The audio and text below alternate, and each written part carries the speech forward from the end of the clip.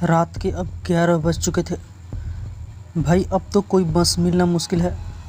अगर आज आखिरी बस जरा लेट छूटी होगी तो शायद मिल जाएगी, वरना आज की रात मुझे यहीं बस स्टॉप पे बितानी पड़ेगी। ऐसे अपने मन में ही सोचकर नागेश ने अपनी बैग ठीक की और सामने के बेंच पर जाके बैठ गया। लेकिन नागेश को कहाँ पता था कि आज वो मौत का सफ़र करने वाला था।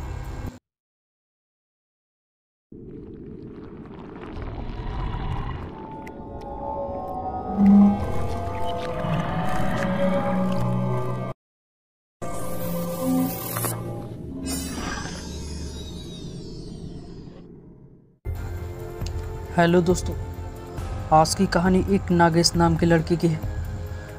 नागेश एक बड़ा ही होनहार लड़का था। उसने अपनी जॉब के बल पर गांव में ज़मीन ली और उस पर घर बनाया। घर वाले हमेशा से उसके पीछे पड़े रहते थे कि शादी कर लो, लेकिन वो कहता है कि जब तक मेरी पसंद की लड़की नहीं मिलेगी तब तक मैं शादी नहीं करूँगा। उसका कहना भी सही था, क्योंकि उसके दोस्तों की शादियाँ टूट चुकी थी या फिर उनमें झगड़े चल रहे थे। इसलिए वो चाहता था कि कोई ऐसी लड़की मिले जो उसको समझे। नागेश ने अपनी घड़ी घुमाकर टाइम देखा तो उसमें 11:30 बज चुके थे। अब उसने बस आने की आस खो दी थी, लेकिन तभी सामने से हॉर्न मारते हुए एक बस आई। नागेश ने अपने आप से कहा, शुक्र है बस तो आई। कंडक्टर ने दरवाज़ा खोला और नागेश बस के पीछे के दरवाजे से अंदर आ गया। टिकट निकली और वो आराम से बैठ गया। लेकिन कंडक्टर ने कहा, ये बस आज रास्ते पे ही रुकेगी, आखिरी बस स्टॉप पे नहीं जाएगी। आपको बीच में से ही कुछ इंतज़ाम करना होगा। इसके इंजन में खराबी है और बहुत गर्म हो चुका है। अब नागेश को पसीना चालू हुआ। रात बढ़ रही थी, लेकिन परेशानी ख़त्म होने का नाम नहीं ले रही थी। जो होगा अब देखा जाएगा, ये सोच के नागेश खिड़की से बाहर देखने लगा। अब ठंडी हवा अंदर आ रही थी, काफ़ी अच्छा लग रहा था। उसने सामने बस में देखा तो ड्राइवर के पीछे कोई बैठा था। उसने खड़े होकर देखा तो वो एक औरत थी।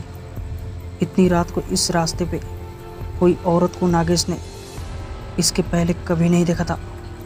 उसने सोचा कि ड्राइवर या कंडक्टर का कोई रिश्तेदार होगा। अब नागेश को खुद नहीं पता था कि बस आगे जाकर कहाँ छोड़ने वाली थी।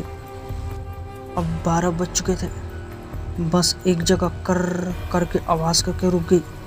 ड्राइवर बोला, अब यहाँ से बस आगे नहीं जाएगी, तुम उतरकर अपना जाने का जुगाड़ देख लो।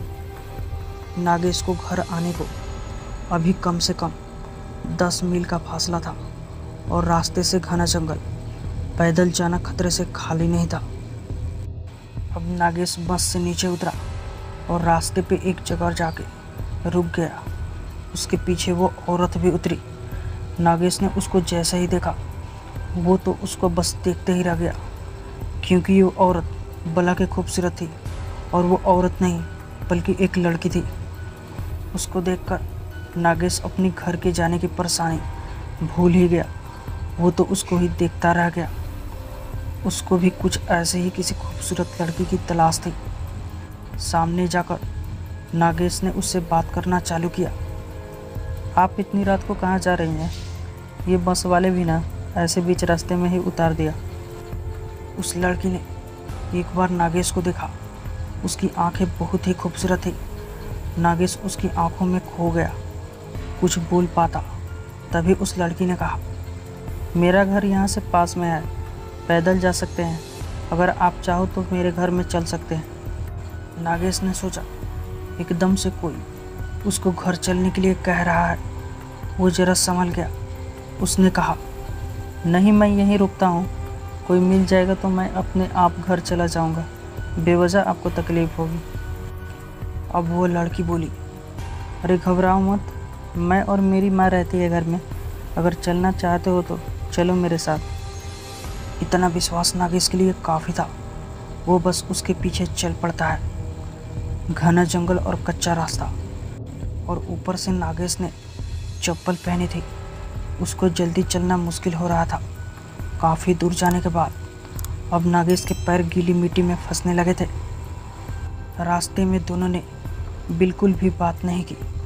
अचानक नागेश की चप्पल कीचड़ में अटक गई।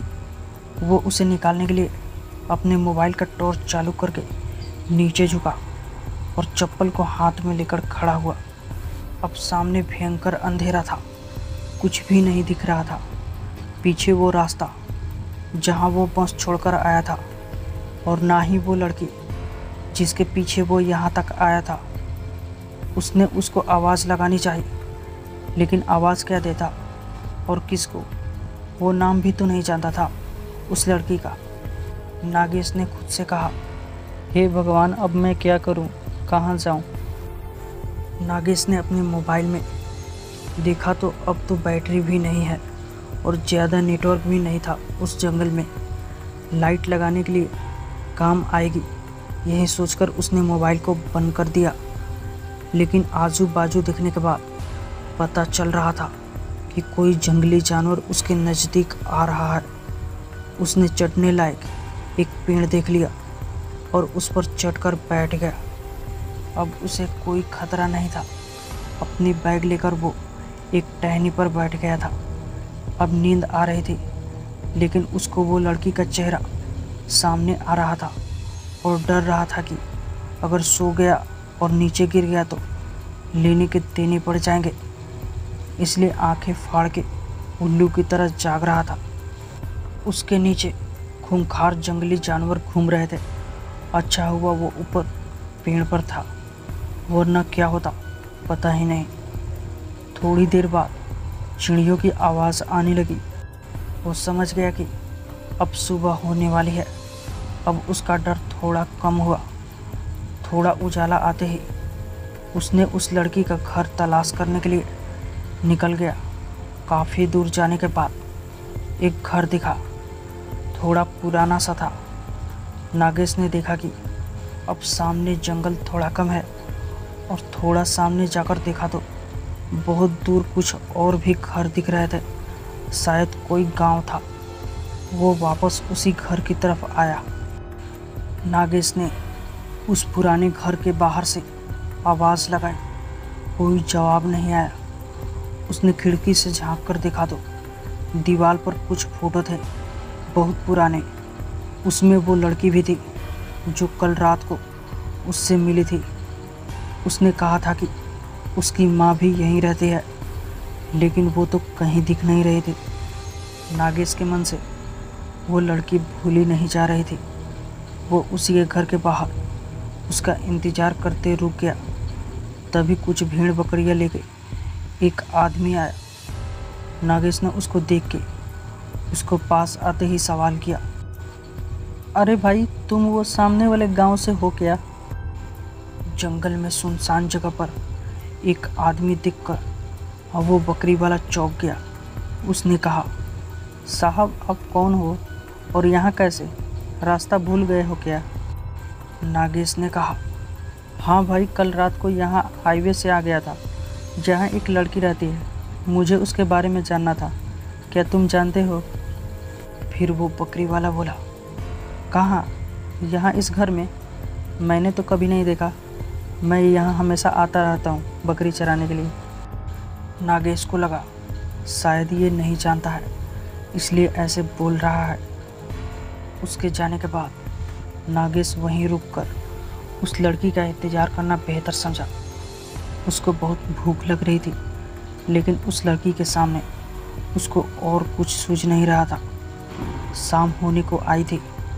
वो बकरी वाला वापस जाते हुए नागेश से मिलने फिर आया और पूछा, साहब, कोई आया क्या? आप बेवजह रुके हुए, यहाँ कोई नहीं रहता। नागेश सोचने लगा कि अगर यहाँ कोई नहीं रहता है तो फिर वो कौन है जो फोटो में है और मुझे यहाँ तक लेकर आई है। मुझे देखना है कि आखिर वो कौन है। कुछ देर बाद रात भी हो गई। इतनी देर से ना वो लड़की आई और ना ही उसकी माँ। अब नागेश से रहा नहीं गया, लेकिन वापस जाना भी मुश्किल था।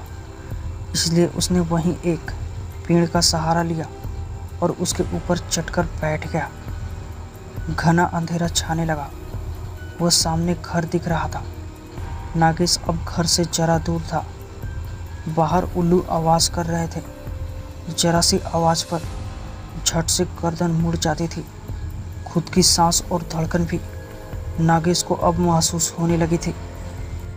तभी अचानक से सामने से सफ़ेद कपड़ों में वो लड़की आते हुए दिखी। उसको देखकर नागेश को बड़ा अच्छा लगा। चलो, जिस बात के लिए वो कल से यहाँ बैठा है उससे मिलना तो हो जाएगा। वो अब उतरने की कोशिश ही कर रहा था उस पेड़ से कि तभी उसकी नज़र उसके साथ चल रहे एक और परछाई की तरफ गई। वो एक आदमी था, उसके पीछे पीछे चल रहा था।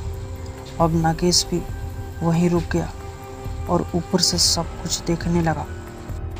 उस लड़की ने घर का दरवाज़ा खोला और अंदर गई।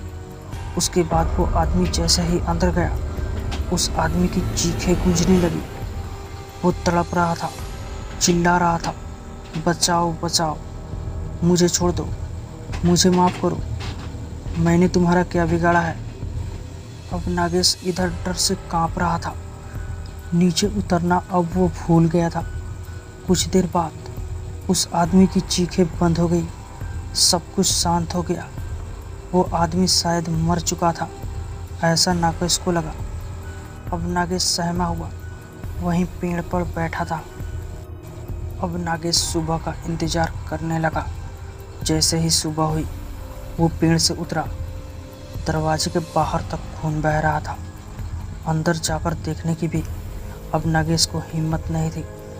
वो जहाँ रास्ता मिला उधर भागते चला गया। उसने अंदर वो लड़की है या नहीं ये भी नहीं देखा। नागेश को भागते हुए किस्मत से उसको हाईवे मिल गया और वो जैसे तैसे अपने घर पहुंच गया। उसके साथ जो हुआ वो जैसे ही बताने जा रहा था तो उसकी ज़बान ही नहीं चल रही थी। बोलना तो बहुत कुछ चाह रहा था लेकिन कुछ बोल नहीं पा रहा था। जैसे उसका मुंह सील चुका था। नागेश को दवाखाने भर्ती कराया गया और उस पर इलाज चालू हो गया। किसी को कुछ समझ नहीं आ रहा था कि आखिर उसको ऐसा क्या हुआ है। डॉक्टर ने उसको पागल करार देकर पागलों की ट्रीटमेंट चालू कर दी।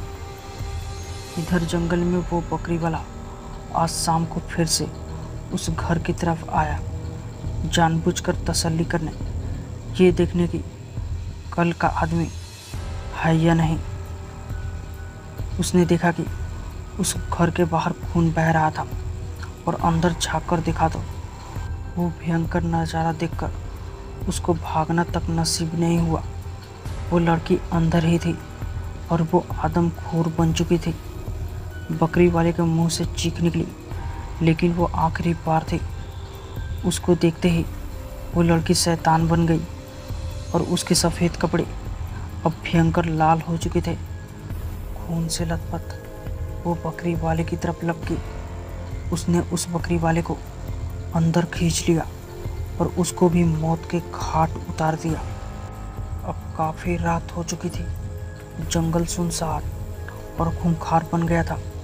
उस खूबसूरत लड़की के अंदर शैतानी आत्मा का राज तो सिर्फ नागेश जानता था, लेकिन अब वो पूरी तरफ से पागल हो चुका था। फिर से वो लड़की अपने सफ़ेद लिबास में घर से बाहर निकली और अपने शिकार की तलाश में हाईवे की तरफ चली गई। इसलिए कहा जाता है कि सुनसान रास्ते पर किसी से मदद लेना खतरनाक साबित भी हो सकता है। तो दोस्तों, आपको ये कहानी कैसी लगी अपनी राय कमेंट बॉक्स में ज़रूर बताएं और ऐसी और भी वीडियो के लिए चैनल को सब्सक्राइब करना ना भूलें। Thanks for watching.